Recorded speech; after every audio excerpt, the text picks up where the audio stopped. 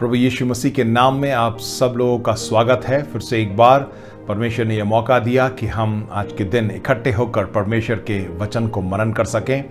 और आज एक विशेष दिन है जिसको हम पाम संडे बोलते हैं और हम उसी पर आज के दिन मनन करें। आइए हम बाइबल को खोलेंगे, मरकुस उसका 11वां अध्याय 1 से लेकर 10 तक।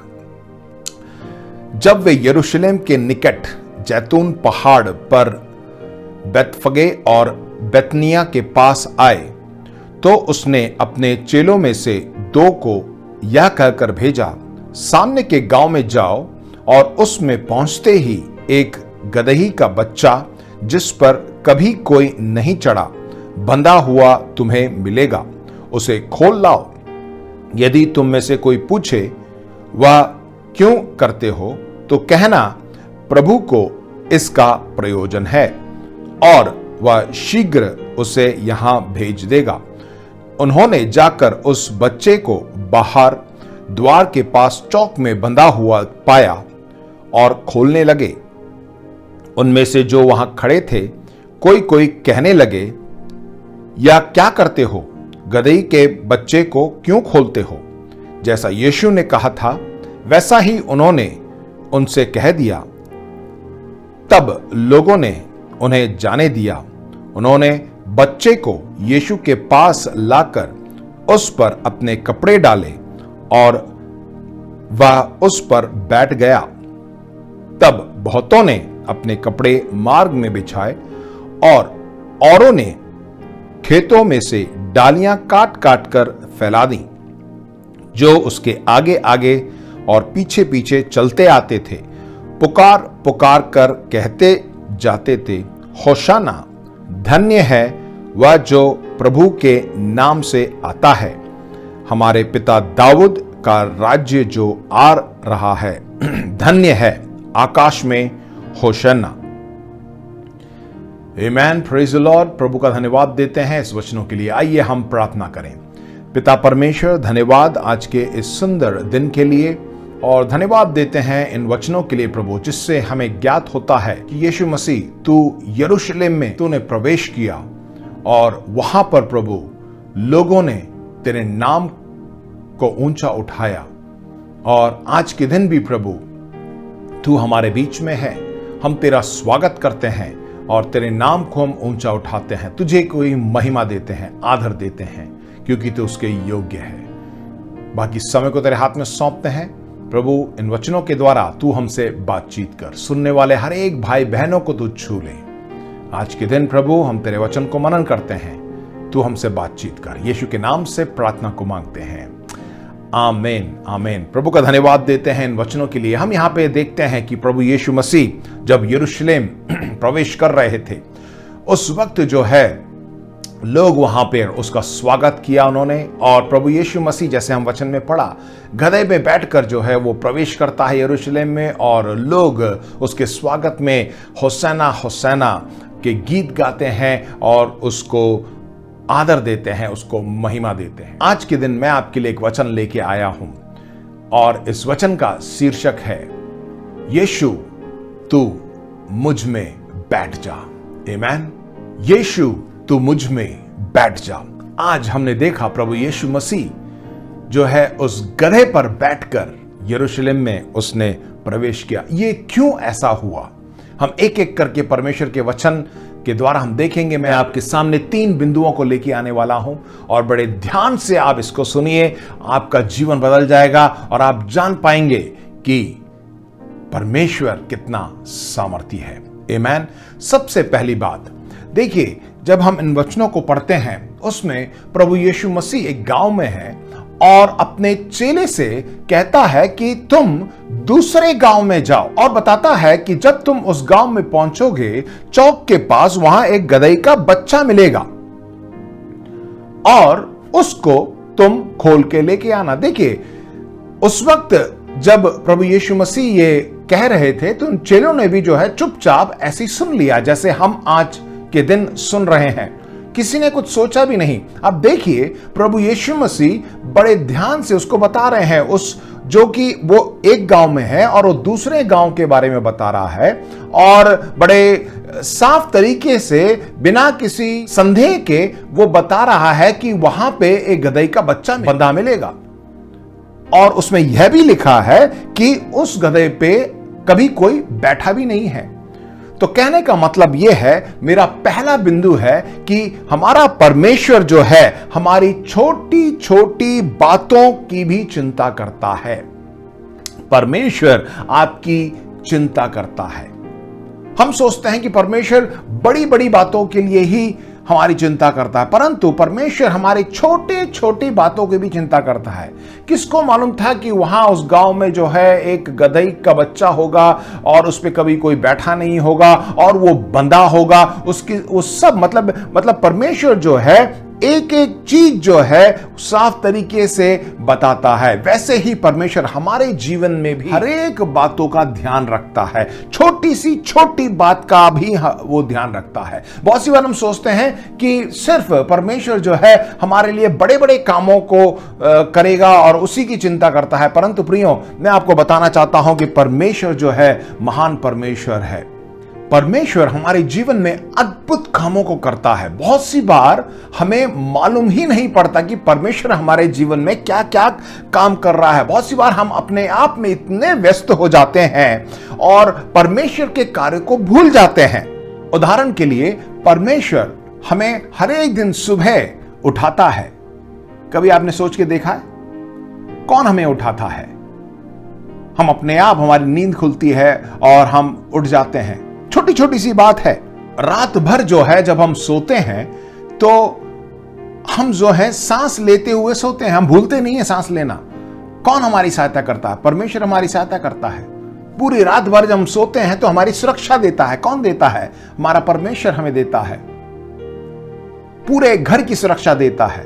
हो सकता है आपके घर में कपड़े धोने की मशीन हो और वो 10 साल, 12 साल, 15 साल चलती जा रही है, कभी खराब नहीं हो रहा। उस पर भी परमेश्वर का अनुग्रह है। वो जानता है कि यदि वो खराब हो जाएगा तो आपका खर्चा बढ़ जाएगा या आपको नया लेना पड़ेगा, इसलिए वो 10, 12, 15 साल से जो है बढ़िया तरीके से चल रहा है। छोटी छोटी बात। हो सकता है आपकी गाड़ी, मोटर बाइक हो, कार हो, बहुत पुरानी हो गई हो तो भी जो है उसमें कोई भी परेशानी नहीं आती, वो चलता जा रहा है, चलता जा रहा है। क्यों? परमेश्वर का अनुग्रह है। परमेश्वर आपकी चिंता करता है। वो चाहता है कि आप किसी परेशानी में ना पड़े। परमेश्वर हमसे प्रेम करता है और बहुत सी बार जो है हम बड़ी बड़ी बातों को ही देखते हैं। छोटी छोटी बातें जो परमेश्वर हमारे जीवन में करता है उसको हम ध्यान ही नहीं देते। हम उस पे सोचते नहीं है कि ये कैसे हुआ, क्यों हुआ, किसने किया। आमीन। मैं फिर से आपको बताना चाहता हूं, परमेश्वर आपकी छोटी से छोटी बातों की भी चिंता करता है। हर एक दिन हमें जो जरूरत है उन सब को वो पूरा करता है। मैं कभी दुखी नहीं होता कि जो मेरा भाई है उसकी गवाही जो है मुझसे बड़ी है। मैं कभी दुखी नहीं होता कि मेरा जो मित्र है उसका घर मेरे घर से बहुत बड़ा है। मैं ये नहीं कभी दुखी नहीं होता कि अरे यार मेरे जो दोस्त के पास जो गाड़ी है वो मुझसे भी बढ़िया गाड़ी है। नहीं, हर एक बातों के लिए, छोटी सी छोटी बातों के लिए मैं प्रभु का धन्यवाद देता हूं। मैं हमेशा उसका धन्यवाद देता हूं क्योंकि वो जो है मेरी चिंता करता है। वो जानता है मेरी क्या क्या जरूरतें हैं और वो सब जो है वो मेरे जीवन में पूरा करता है। मैं अपने आप को इतना नम्र कर प्रभु का धन्यवाद देता हूं उन छोटी छोटी बातों के लिए। और वैसे ही हमें जो है हर एक जन को जो है मैं उत्साहित करता हूं, छोटी छोटी बातों के लिए प्रभु का आप धन्यवाद करें, क्योंकि उन छोटी छोटी बातों के लिए जब धन्यवाद करते हैं प्रभु जो है प्रसन्न होता है और प्रभु देखता है कि मेरा बेटा, मेरी बेटी जो है मुझे देखकर मेरी प्रशंसा, मेरी स्तुति कर रहा है और परमेश्वर आपके ऊपर और आशीष को भेजेगा। प्रिय भाइयों बहनों, आमीन, हालेलुया। परमेश्वर का धन्यवाद करिए। जब घर से आप बाहर निकलते हैं वो आपकी सुरक्षा करता है। बहुत सी बार हम सोचते हैं कि मैंने हेलमेट लगा लिया है और मैं निकल रहा हूं और मुझे कोई दुर्घटना नहीं होगी। प्रियो, आप हेलमेट लगाएं ना लगाएं, परंतु परमेश्वर जो है आपके साथ है। हाँ, हमें नियम और कानून का पालन तो करना चाहिए, परंतु परमेश्वर ही है जो हमें सुरक्षा देता है, क्योंकि हम नहीं जानते, बहुत से लोग जो है हेलमेट लगा के भी जाते हैं, परंतु उनके साथ दुर्घटना हो जाती है तो बहुत तकलीफ होती है, कहीं ना कहीं चोट आ जाता है, हाथ पैर टूट जाता है या कुछ भी हो सकता है। परंतु परमेश्वर हमारे साथ है। जब हम गाड़ी चलाते हैं तो उसके स्वर्गदूत जो है हमारे इर्द गिर्द रहते हैं, हमें बचाते हैं। आप देखिए, छोटी छोटी बात है, बहुत सी बार हम भूल जाते हैं कि हमारे साथ परमेश्वर कैसे कैसे काम कर रहा है। परमेश्वर ने जो है आपके माता पिता को आशीष दी है, परमेश्वर ने आपके भाई बहनों को आशीष दी है, परमेश्वर ने जो है आपके बच्चों को आशीष दिया है। इन सब के लिए परमेश्वर का आप धन्यवाद करें। परमेश्वर का धन्यवाद दीजिए कि जब आप सुबह उठते हैं, आप अपने आप उठते हैं, आप इतने कमजोर नहीं हैं कि आपको कोई आके उठाए, कोई आपको पकड़े, परंतु परमेश्वर ने बल और सामर्थ्य दिया है, उसके लिए परमेश्वर का धन्यवाद करिए। कभी कभार हम बोलते हैं कि परमेश्वर इस हफ्ते आपने कुछ भी नहीं किया। मैं बताना चाहता हूं कि हर एक उन पुरानी बातों के लिए प्रभु का धन्यवाद करिए। हाँ, परमेश्वर ने नई बात नहीं की, पुरानी बात तो है ना, पुरानी बात जो है उसका आप धन्यवाद करिए। आमीन। सो यही मैं बात बताना चाहता हूं कि छोटी छोटी बातों के लिए परमेश्वर का धन्यवाद करिए, क्योंकि वो हमारी चिंता करता है। ये मेरा पहला बिंदु था। आइए हम दूसरे बिंदु में जाएंगे। परमेश्वर ने आपको बांध कर रखा है। देखिए, जब हमने शुरुआत में वचन को पढ़ा कि वो गदही का जो बच्चा जो है बांध कर रखा गया, परमेश्वर कभी कभार हमें भी बांध कर रखता है, और उस गदही के बच्चे को वहां पर बांध के रखा है तो वो जितनी बड़ी रस्सी है उतनी ही दूर वो जा सकता है। कभी कभार परमेश्वर भी जो है हमें बांध के रखता है ना। बड़े अचंभे की बात कि परमेश्वर, हमेशा हम बात करते हैं कि परमेश्वर हमें छुड़ाता है, हमें आजादी देता है, कभी कभार हमें बांध के भी रखता है। हम देखेंगे क्यों बांध के रखता है। बहुत सी बार ये परमेश्वर की योजना में है, क्योंकि जब वो बांध के रखता है तो हम सीमित जगह तक ही जा सकते हैं। बहुत सी बार अगर हम बंधे नहीं हैं तो हम उस सीमा को पार करके हम आगे निकल जाते हैं। इसलिए परमेश्वर जो है बहुत सी बार हमारे जीवन में कुछ ऐसी बातें जो है बांध के रखता है, और हमें बांध के रखता है कि हम उस सीमा से पार ना हो जाएं। बहुत सी बार हम सोचते हैं परमेश्वर मेरे साथ ये नहीं हो रहा है, मैं बहुत परेशान हूं, मैं उधर तक पहुंच नहीं पा रहा हूं, वो चीज मैं कर नहीं पा रहा हूं। बहुत सी बार हम परमेश्वर से ही बोलते हैं, कुड़कुड़ाते हैं, पर परमेश्वर ने आपके जीवन के लिए एक योजना बना के रखी है, आपको उसने बांध के रखा है। वो जानता है कि आपको कहां तक पहुंचना है। आमीन, हालेलुया। यदि परमेश्वर हमें बांध के नहीं रखता तो बहुत सी बार हम पागलों जैसा काम कर देते हैं, बहुत सी बार हम ऐसी गड़बड़ियां कर देते हैं, बहुत सी बार हम ऐसी परेशानी में पड़ जाते हैं, बहुत सी बार हम खुद ही जो है कुछ ऐसी गलतियां कर बैठते हैं, और परमेश्वर नहीं चाहता कि हम इस तरह हम गिर जाएं, इस तरह हम परेशानी में पड़े। कभी कभार हमें गुस्सा आ जाता है, गुस्से में कुछ कर बैठते हैं, कभी कभार हम किसी चीज को पाने के लिए हम जो है कुछ गलत कदम उठा देते हैं, इसीलिए परमेश्वर हमें बांध के रखता है। हाँ प्रियो, बहुत सी बार परमेश्वर सही समय आने तक हमें बांधे ही रखता है। वो जानता है कि कौन सा वो सही समय है, जब मैं इसको खोल दूं वो जा सकता है, और तब तक हमें इंतजार करना पड़ेगा। हो सकता है आपको नौकरी न मिल रही हो सकता है आपका व्यवसाय ठप हो गया हो सकता है कि आपके परिवार में कुछ परेशानी हो, और बहुत सी बातें ऐसी हो, अभी भी हो रही हैं, आप प्रार्थना कर रहे हैं और कुछ भी वहां पे सुधार नहीं आ रहा है, तो परमेश्वर ने आपको बांध के रखा है। परमेश्वर जानता है कि किस समय मैं इसको खोलूं, और तब जो है ये सब सही हो जाएगा। हमने वचन में भी देखा कि वो जो गदही का बच्चा था उसे बांध कर रखा था, तब तक उसे बांध कर रखा गया जब तक प्रभु यीशु मसीह ने उसको खोलने के लिए नहीं कहा, जब तक यीशु मसीह ने उसको इस्तेमाल नहीं किया, तब तक वो बंधा हुआ था। हाँ प्रियो, बाइबल में एक वचन है, निर्गमन उसका 14वें अध्याय का 13वां वचन, उसमें ऐसा लिखा है, डरो मत, खड़े खड़े व उद्धार का काम देखो जो यहोवा आज तुम्हारे लिए करेगा। हमें स्थिर रहना है और चुपचाप खड़े रहना है, क्योंकि परमेश्वर उस उद्धार के काम को करेगा और हम उसे देखते रहें। आमीन, हालेलुया। और मैं आशा करता हूं कि बहुत से लोग आज के दिन इस परेशानी को झेल रहे होंगे। आपको परमेश्वर ने बांध के रखा होगा। परंतु प्रिय भाइयों बहनों, मैं आपको बताना चाहता हूं, आप पहले से ही परमेश्वर का धन्यवाद करिए। हो सकता है कुछ भी सुधार नहीं आ रहा है, परंतु आप पहले से ही आप परमेश्वर का धन्यवाद करिए। प्रभु धन्यवाद जो तू काम करने वाला, धन्यवाद कि तूने अभी मुझे बांध कर रखा है, धन्यवाद कि ये काम नहीं हो पा रहा है। इन सब बातों के लिए धन्यवाद करिए, क्योंकि वो जानता है आपके लिए उसने एक बढ़िया योजना बना के रखी है, और वो सही समय पर जो है आपको खोलेगा और आप उस आशीष को देख पाएंगे। इसलिए सिर्फ क्या करना है, धन्यवाद धन्यवाद। आप बोलिए, परमेश्वर तेरा धन्यवाद देते हैं अभी की परिस्थिति के लिए। धन्यवाद देता हूं, मैं धन्यवाद देता हूं कि ये काम नहीं हो रहा है, परंतु आने वाले दिन में हो जाएगा, इसलिए मैं तेरा धन्यवाद देता हूं। कुछ बातें मैं आपको बताना चाहता हूं, आप धन्यवाद दीजिए, चाहे कुछ भी सही नहीं है और आप परिस्थिति जो है आपके विपरीत हो, परंतु वो तो आपके साथ है। खुश होना चाहिए कि परमेश्वर मेरे साथ है। हो सकता है आप टूट गए हो, परंतु परमेश्वर का धन्यवाद दीजिए कि वो आपके और मेरे साथ है। हो सकता है आप अकेले हो, परंतु आप धन्यवाद दीजिए कि परमेश्वर तू मेरे साथ है। हो सकता है कि आप परेशान हो गया हो, परंतु आप परमेश्वर का धन्यवाद करें कि वो मेरे साथ है, आपके साथ है। आमेन, हालेलुया। इसीलिए मैं परमेश्वर की स्तुति महिमा करता हूं, इसीलिए क्योंकि परमेश्वर ने मुझे जो है बांध के रखा है, ताकि मैं कुछ गड़बड़ी ना कर बैठूं, ताकि मैं किसी परेशानी में ना पड़ जाऊं। और इसीलिए परमेश्वर तूने बांध के रखा है, इसलिए मैं तेरा धन्यवाद देता हूं। बहुत सी बार हम दूसरे लोगों को देखते हैं, हम सोचते हैं, हम कहते हैं कि अरे यार मेरे दोस्त लोग हैं, मेरे कुछ ऐसे भाई लोग हैं, उन लोगों को तो परमेश्वर ने छोड़ दिया है। परमेश्वर का धन्यवाद करिए कि आपको परमेश्वर ने बांध के रखा है, क्योंकि आपके दोस्त जो हैं उसको खोल दिया है और उसने ऐसे गड़बड़ियां की हैं कि आज वो जेल में है। और उस आपके मित्र जो हैं, उसको परमेश्वर ने खोल छोड़ रखा है, तो वो जो है बहुत सी ऐसे परेशानियों में पड़ गया और आज जो है उसके परिवार में परेशानी है, उसके घर में कोई भी नहीं रहता है। परमेश्वर का धन्यवाद करिए कि परमेश्वर ने आपको बांध के रखा है और वो आपके साथ है। आइए परमेश्वर से करें, परमेश्वर तेरा मैं धन्यवाद देता हूं कि तूने मुझे बांध के रखा है। और साथ में परमेश्वर का हम धन्यवाद करेंगे कि परमेश्वर जानता है कि हम किस परिस्थिति में हैं, कहां पर हैं।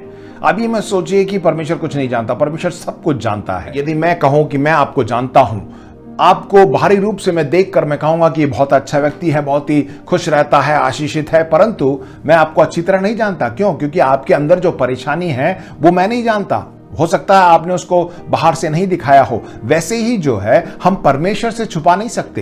परमेश्वर जो है मेरी सब बातों को जानता है। जो लोग कहते हैं कि वो मुझे जानते हैं, मैं बिल्कुल नहीं मानूंगा कि मुझे अच्छी तरह जानते हैं जितना परमेश्वर मुझे जानता है, क्योंकि मैं बाहर से जैसा दिखता हूं, मेरे अंदर जो परेशानी है उसे क्या मालूम जब तक मैं ना उसे बांटूं। परंतु परमेश्वर सब कुछ जानता है, इसके लिए हमें परमेश्वर का धन्यवाद करना चाहिए। परमेश्वर जानता है कि हम किस परिस्थिति में होकर गुजर रहे हैं और वो सब हमारी हर एक बातों की चिंता करता है।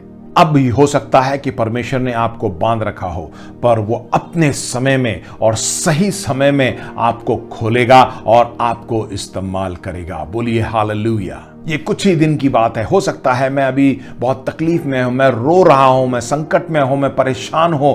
कुछ ही दिन की बात है, बहुत ही क्षण भर का समय है और परमेश्वर जो है सब कुछ बदल देगा। आमेन, हालेलुया। आपके बगल में जो बैठा उससे बोलिए कि कुछ ही समय में सब कुछ बदल जाएगा, क्योंकि परमेश्वर मेरी चिंता करता है, परमेश्वर मेरे साथ है। वो आपको चंगाई देगा, वो आपको छुटकारा देगा, वो बंद दरवाजों को आपके लिए खोल देगा। प्रियो, हालेलुया, प्रेज द लॉर्ड। और इसी के साथ मैं तीसरे बिंदु में जाना चाहता हूं। तीसरा बिंदु है परमेश्वर को आपकी जरूरत है। जैसे हमने शुरुआत में वचन में पढ़ा कि परमेश्वर को उस गदही के बच्चे की जरूरत पड़ी, और वैसे ही परमेश्वर को आपकी और मेरी जरूरत है। देखिए उस वचन में ऐसा लिखा हुआ है कि जब चेले लोग उसे लेने जाते हैं तो यीशु मसीह से बोलते हैं, कोई पूछे तो बोलना प्रभु को इसका प्रयोजन है। हाँ प्रियो, परमेश्वर हमें इस्तेमाल करेगा। बहुत सी बार हम सोचते हैं ना कि परमेश्वर जो जिसको बांध के रखा है उसका इस्तेमाल क्यों करेगा? जो खुले में है उनको परमेश्वर इस्तेमाल करेगा। नहीं प्रियो, परमेश्वर उन्हीं लोगों को खोज रहा है जो बंधे हुए हैं, जिसको उसने बांध के रखा है, उनको वो इस्तेमाल करेगा। देखिए, यरूशलेम के आसपास के गांव में या उसी गांव में जो है बहुत से ऐसे गदही के बच्चे होंगे, परंतु ये गदही का बच्चा जिसको बांध के रखा था और जिसपे कोई बैठा नहीं था, उसी को प्रभु यीशु मसीह ने इस्तेमाल किया, कहा कि उसको लेके आओ। परमेश्वर जानता है कि आप ऐसी परेशानियों में के गुजर रहे हैं। परमेश्वर जानता है कि आपके अंदर ये शारीरिक बीमारी है। परमेश्वर जानता है कि आपके जीवन में ये कमजोरी है। परमेश्वर जानता है कि आपके अंदर कुछ ऐसे आदतें हैं जो बहुत ही बुरी हैं, आप इसमें बंधे हुए हैं, परंतु परमेश्वर आपको चुनता है। परमेश्वर उन्हीं लोगों को चुनता है और परमेश्वर जो है आपको इस्तेमाल करेगा, क्योंकि आपको, आपकी वो चिंता करता है, आपको छुड़ाता है और आपको जो है आशीष को देता है। और प्रभु यीशु मसीह उन चेलों को बताते हैं कि उस गदही के बच्चे को जो बंधा हुआ है उसको मेरे पास लेके आओ। वैसे ही परमेश्वर हमें भी कहता है कि इनको लेके आओ, जो बंधे हुए हैं इनको मेरे पास लेके आओ। और साथ में ये भी बताता है, जैसे मैंने पहले बताया, कि पहले से ही कुछ लोग ऐसे हैं कि अरे इसको क्यों लेके जा रहे हो, ये तो ऐसा आदमी है, इसके बुरी आदतें हैं, ये ऐसा करता है, वैसा करता है। ऐसे ही बोला। जब गदही के बच्चों को लेने गए तो वहां पे जो बैठे हुए थे, जो मालिक था, उसने कहा कि इसको कहां ले जा रहे हो?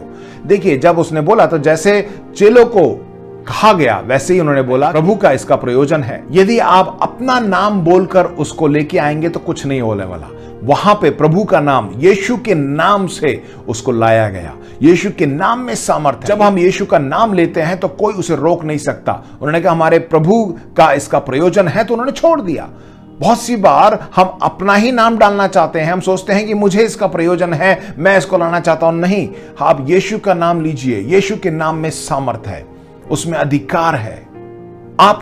आपको अपना हक पाने के लिए, आपको अपने आशीषों को पाने के लिए आपको लड़ने की जरूरत नहीं है, क्योंकि परमेश्वर आपके लिए लड़ता है। हमें सिर्फ यीशु के नाम से उसको लेना है। जब भी हम आगे बढ़े, यीशु का नाम लीजिए और वो कार्य हमारे जीवन में हो जाएगा। आप अपने नाम से कोई विजय प्राप्त नहीं कर सकते। यीशु मसीह के नाम में आप जयवंत हैं। यीशु मसीह के नाम में आप जीत को प्राप्त करते हैं प्रियो। इसलिए प्रियो, आप चाहे कुछ भी जाने ना जाने, आपको ये यीशु के नाम में, हर चीज के लिए बोलिए यीशु के नाम में, यीशु के नाम में, यीशु के नाम में।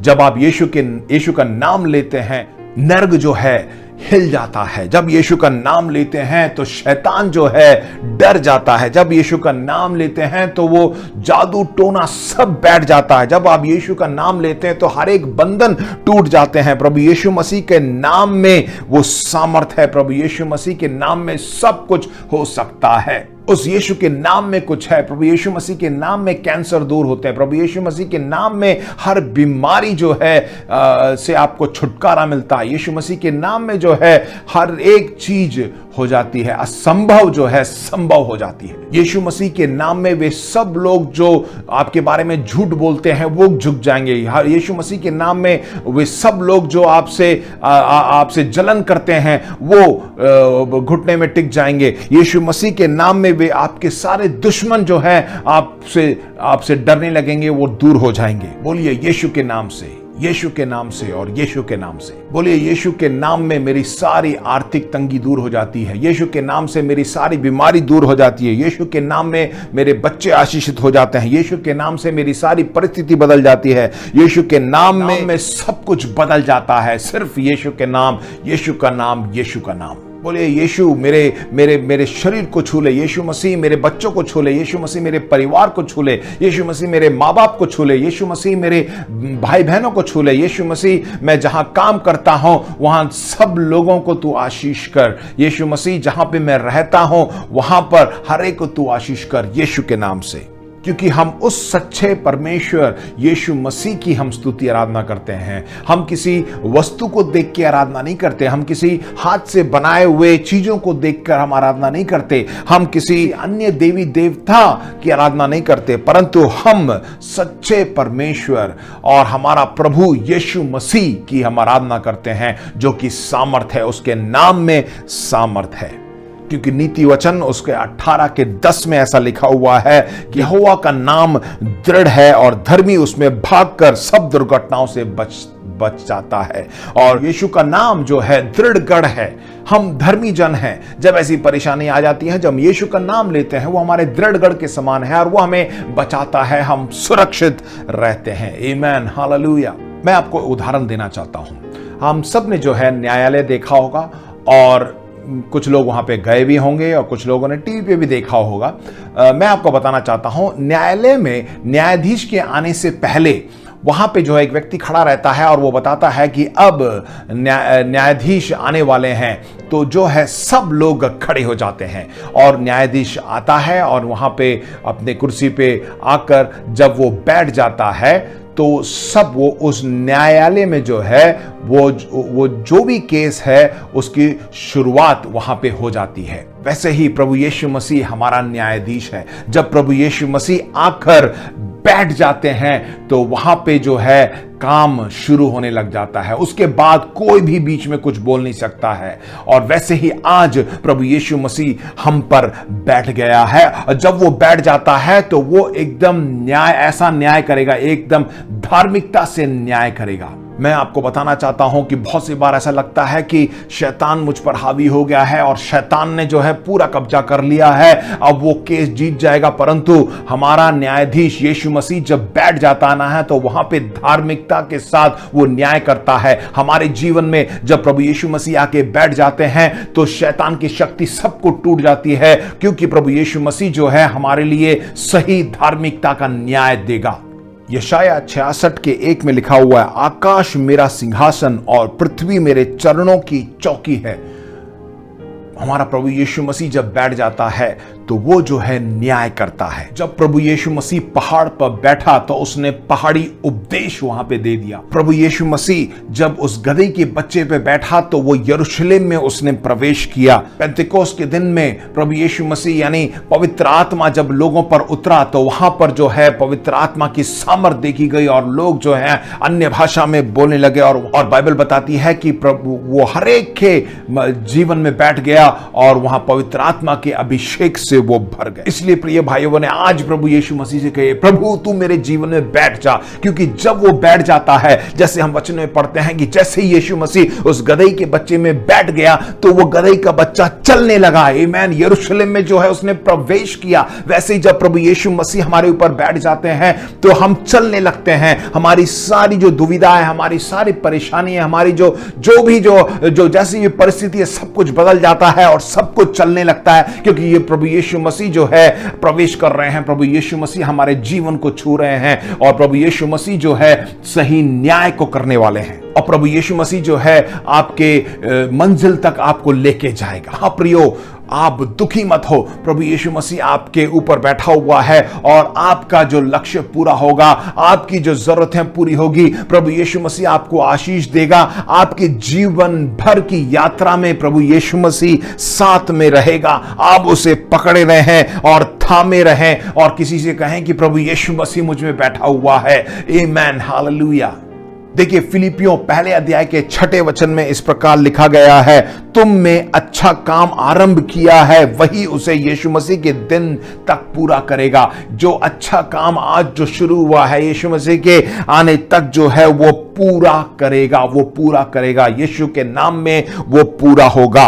और हम जानते हैं कि वो ही अल्फा और ओमेगा है। उसने शुरुआत कर दिया है तो वो ओमेगा भी है, वो अंत भी वही करेगा।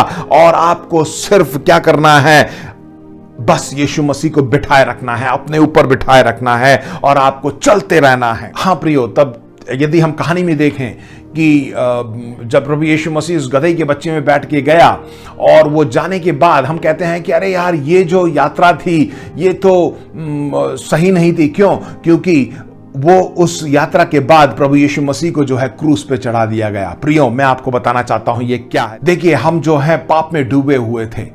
यदि वो ऐसा नहीं करता तो हम पाप नहीं रहते। वो उसकी यात्रा क्रूस तक नहीं थी, उसकी यात्रा क्रूस के बाद पार होनी थी। हम ये नहीं, अब ये मत सोचिए कि उसकी जो यात्रा क्रूस में ही खत्म हो गई। नहीं, उसकी यात्रा क्रूस को पार करके गई। हम कहते हैं कि ये जो पाम संडे, खजूरी इतवार होता है, ये एक पवित्र हफ्ता कहलाया जाता है। और जो शुरुआत में जो है बड़े धूमधाम से, क्योंकि जैसे हम देखते हैं यीशु मसीह जो है यरूशलेम में प्रवेश किया, सबने बोला होसैना होसैना, परमेश्वर दाऊद की संतान की होसैना, और बड़े मजे से खुशी में जो है लोगों ने इसमें प्रवेश किया। परंतु अंत में क्या हुआ?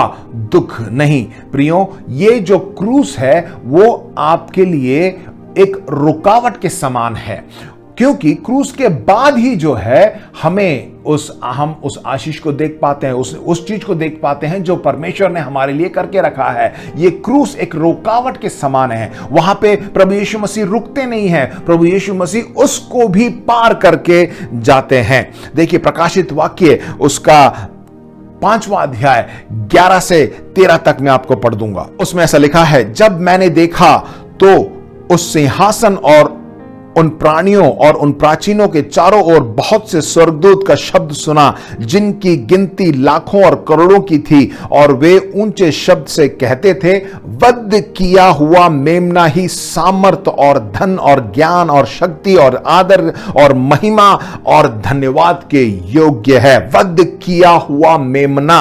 उसके बाद लिखा है, फिर मैंने स्वर्ग में और पृथ्वी पर और पृथ्वी के नीचे और समुद्र की सब सृजी हुई वस्तुओं को और सब कुछ को जो उनमें है यह कहते सुना, जो सिंहासन पर बैठा है उसका और मेमने का धन्यवाद और आदर और महिमा और राज्य युगान युग रहे। आमीन। तो ये जो खुशी की बात और ये जो त्योहार शुरू हुआ था, जब यीशु मसीह ने यरूशलेम में जब उन्होंने प्रवेश किया, वो उसकी वो यात्रा जो है दुख में नहीं समाप्त हुआ, परंतु वहां पे एक जय के साथ यहां पे समाप्त हुआ, क्योंकि वो वध किया हुआ मेमना उसने जय को प्राप्त किया, वो उसके योग्य है। आमीन। आपके सामने कोई क्रूस आ जाता तो आप मत सोचिए कि बस अब खत्म है, अब मेरा जीवन यहीं पे खत्म समाप्त हो गया। नहीं, वो जो क्रूस है उस क्रूस को पार करके आपको जाना है, क्योंकि प्रभु यीशु मसीह ने आपके लिए एक आशीष वहां पे तैयार करके रखी है। हाँ प्रियो, इसलिए मैं शुरुआत से मैं आपको एक एक जो बिंदु मैंने आपको बताया उसको मैं दोहरा दूं कि हमारा परमेश्वर आपकी और मेरी चिंता करता है, छोटी छोटी बातों का भी ध्यान रखता है, इसलिए हमें उसका धन्यवाद करना चाहिए। दूसरा बात मैंने ये बताया कि परमेश्वर का धन्यवाद करिए कि उसने हमें बांध कर रखा है, इसलिए बांध के रखा है कि हम और परेशानी में ना पड़ जाएं। वो हमें बहुत कुछ सिखाना चाहता है। और तीसरी बात, परमेश्वर का धन्यवाद करिए कि वो उसको आपकी और मेरी जरूरत है। अपने समय में वो हमें खोलेगा और हम पर बैठकर जो है हमें आगे ले जाएगा। तो हमें किस बात का डर, हमें किस बात की चिंता, क्योंकि परमेश्वर हमारे साथ है। इसलिए प्रिय भाई बहनों, आज के दिन इस खजूरी इतवार या पाम संडे में परमेश्वर का धन्यवाद करिए और कहें, पर प्रभु यीशु मसीह तू मुझ पर बैठ जा, मैं उस गधे के बच्चे के समान बनना चाहता हूं, क्योंकि जब तू मुझ में बैठ जाता है ना तो सब कुछ सही हो जाता है। देखिए, उस गधे के बच्चे को किसी ने नहीं पूछा, वो तो बंधा हुआ था, परंतु जब प्रभु यीशु मसीह उस पर बैठ गए और यरूशलेम में उसने प्रवेश किया, लोगों ने उसके सामने कपड़ों को बिछा दिए और उन्होंने पेड़ के पत्तों को बिछा दिए, और वहां पर जो है वो गधे का बच्चा जो है उसके ऊपर चलते हुए जाता है और वो उसके योग्य बन जाता है। वैसे ही आप कहें, प्रभु यीशु मसीह, आज मैं तेरे लिए एक गधा के बच्चा बनना चाहता हूं, तू मुझ में आ जा, तू मुझ में बैठ जा, क्योंकि तू ही सामर्थ्य है, तेरे नाम में सामर्थ्य है और तूने विजय को प्राप्त किया है। धन्यवाद यीशु मसीह। आइए हम प्रार्थना करें। पिता परमेश्वर, धन्यवाद देते हैं सुंदर वचन के लिए। धन्यवाद कि तूने आज हमसे बातें की हैं। धन्यवाद इन तीनों बातों के लिए प्रभु, हम हर एक बातों के लिए हम तेरा धन्यवाद देते हैं। हमारी छोटी छोटी बातों के लिए तू चिंता करता है, इसलिए तेरा धन्यवाद देते हैं। तेरा धन्यवाद देते हैं कि तूने प्रभु हमें बांध के रखा है ताकि हम किसी संकट में ना गिर जाएं, किसी परेशानी में ना पड़ जाएं। इसलिए हम तेरा धन्यवाद देते हैं। धन्यवाद देते हैं कि तू सही समय पर प्रभु तू हमें खोलता है और प्रभु तू हमें इस्तेमाल करता है। हम अपने आप को नम्र करते हैं, दीन करते हैं प्रभु। प्रभु हम धन्यवाद देते हैं कि जितने भी हमारे भाई बहन आज के दिन इन वचनों को सुन रहे हैं प्रभु, उनको तू आशीष कर। धन्यवाद धन्यवाद धन्यवाद। सारा आदर महिमा अधिकार तुझे देते हैं, यीशु मसीह के पवित्र नाम से इस प्रार्थना को मांगते हैं। आमीन आमीन। प्रभु आपको आशीष दे। आइए हम सब मिलकर अनुग्रह वचन एक साथ बोलें। प्रभु यीशु मसीह का अनुग्रह, पिता का प्रेम और पवित्र आत्मा की सहभागिता हम सबके साथ सदा सदा बनी रहे। यीशु के नाम से आमेन, आमेन। प्रभु आपको आशीष दे।